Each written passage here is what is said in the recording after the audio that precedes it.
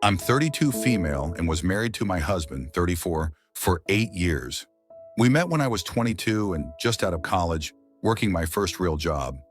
He was a few years older, working in a solid career.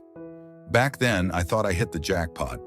He was the kind of guy who made plans, who followed through, who showed up.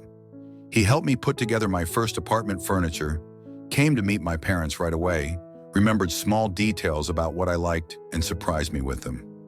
We moved in together after a year, married after 2. People always told us we looked like the perfect couple. But over the years, I started to notice all the little things he didn't do.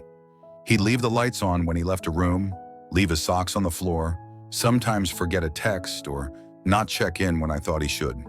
He was forgetful about small errands or would get lost in his own world. When I pointed out, he'd get defensive, say he was busy, say it wasn't a big deal. To me, it felt like I was the only one tracking all the invisible work of the relationship. I was the one managing the social calendar, planning vacations, sending birthday cards, keeping track of holidays, making sure we stayed connected as a couple. I started to build up a lot of resentment. Every small mistake became more evidence that he didn't care or wasn't paying attention. When we argued, he'd shut down, and I'd spiral into thinking I was carrying the whole emotional load of the marriage. I told myself over and over that I was giving, and he was just coasting. I didn't tell anyone these thoughts because from the outside, it all looked fine, and honestly, I felt a little guilty for how much these small things were eating away at me. At work, I met someone in a different department. He was married too, but we worked together on a few projects, and he just got me.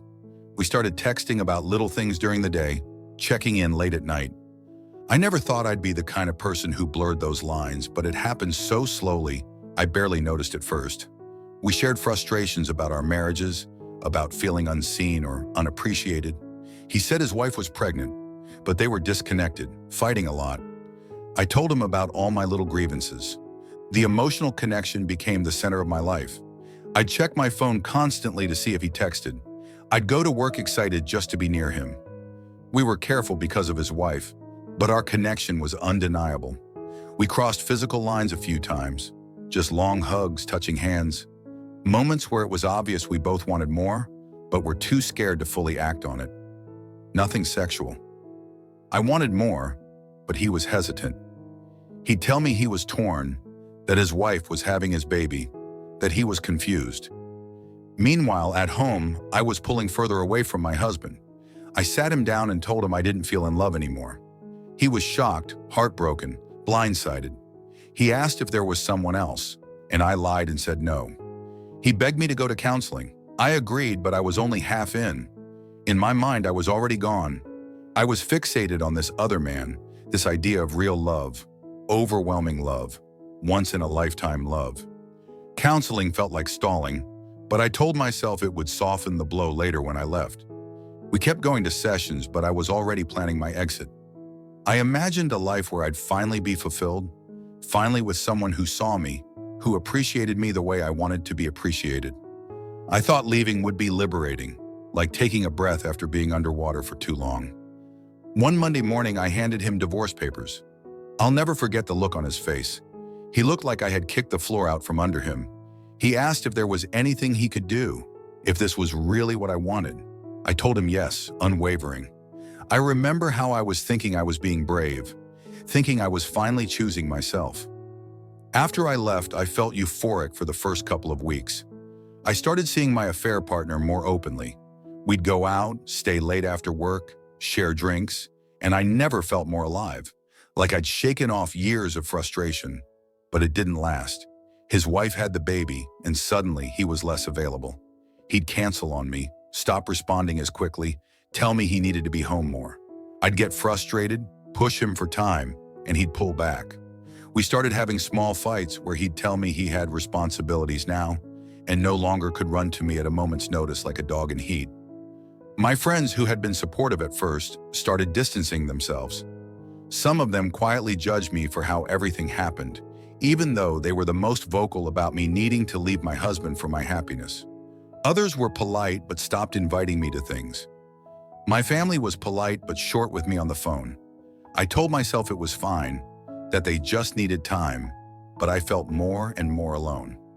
Yesterday was our last mediation session. I had wanted to talk to my husband, maybe share an awkward laugh about how surreal divorce is. That didn't happen. I don't even know what I wanted. Maybe just some closure. Maybe just to hear his voice in a non-official way. But he came in, sat next to his lawyer, focused on the paperwork, didn't look at me, didn't meet my eyes, just went through the motions like we were just complete strangers sitting across each other. When it was over, he walked out without a word. I sat in the parking lot, frozen, wanting to scream or cry or run after him, but I couldn't move. I realized in that moment that I'd spent so much time convincing myself that he was the problem, that he was holding me back, that I didn't stop to see what I was throwing away. I thought I was running towards something better, but I'd ended up alone. Final update: the divorce finalized last week. We met at court to sign the last documents. I tried to talk to him.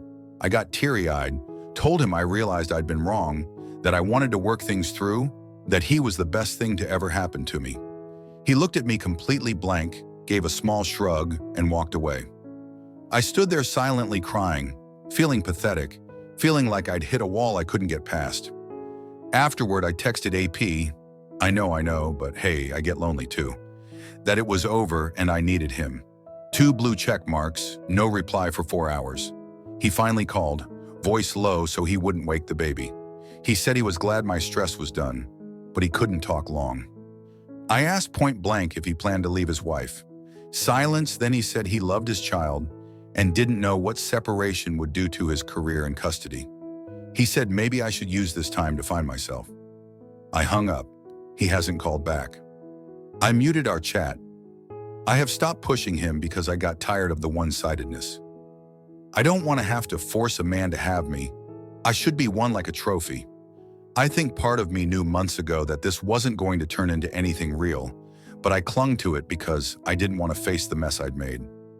I moved everything from the storage unit into a 1-bedroom flat. Top floor walk-up, no elevator. I let my husband keep our old apartment. I signed a quitclaim and waived any claim on equity or furniture. I wanted him to see I could do something unselfish. Part of me fantasized he'd call and say thank you or sorry things ended like this. Nothing. These days, my friends fall into 3 camps: polite distance, open judgment, or outright disappearance. My own reflection looks unfamiliar. I'm down 15 pounds because coffee counts as breakfast and half a protein bar covers dinner. I fill evenings scrolling through local meetup groups but never click join. I've told myself a dozen times to book therapy, but I start the form, panic, close it. People reading will say I burned it all, and now I'm sitting in the ashes crying. They're right. I thought I picked passion over routine. Turns out I vaporized the routine and the passion lost interest. The man I trashed my marriage for chooses bedtime stories and diaper changes over my unanswered texts. The man I dumped remembers his key hook now and probably sleeps fine. Some comments. You're right that you're living with the fallout now, but you're still focusing so much on how others see you, letting him keep the apartment to look moral, hoping he'll notice you were unselfish, wondering why your affair partner won't pick you. Have you actually stopped to face yourself yet? Because until you do that, you're going to keep spinning in this blame-shifting, shame-chasing loop. You chased external validation from 2 men, and when neither gave you what you wanted, you collapsed. Start figuring out why you needed so much from others in the first place. Because without that work, no one, husband, affair partner, friend, can fix you. Good luck.